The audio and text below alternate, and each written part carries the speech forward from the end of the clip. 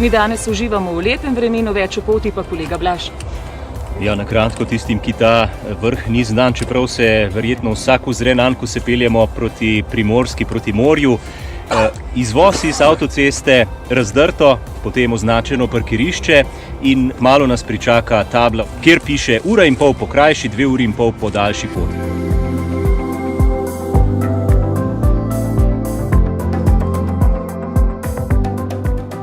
Takole našo akcijo Vrhovi za obletnico Radia Ognjišče smo začeli danes 25. in izbrali smo Nanos, kjer stoji tudi oddajniška točka Radio Ognjišče.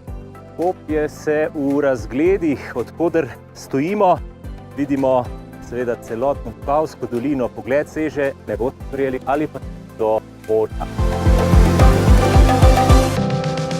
No, preko smo rekli že tega Rode Švarca, to je pa en oddajnik, ki je labod izpevene generacije. To je še zadnja tip oddajnika, ki nima še nobenega tranzistorja noter.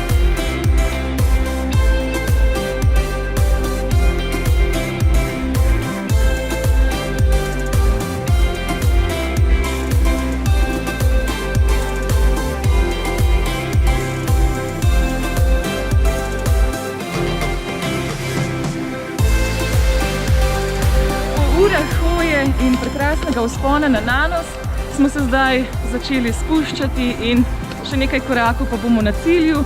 Zadali smo si odgovorno na pot, varno na vrh in to se nam je danes izpolnilo v polnosti. Odkrili smo Nanos vsi tisti, ki sicer leta in leta drvimo le mimo, da nudi prekrasne poti, čudovite razglede, tudi nekaj tistega adrenalina za ljudi, ki imajo radi skale. In za nami je prečudovit dan in tudi na vrhu Nanos ponuja svoje skrivnosti.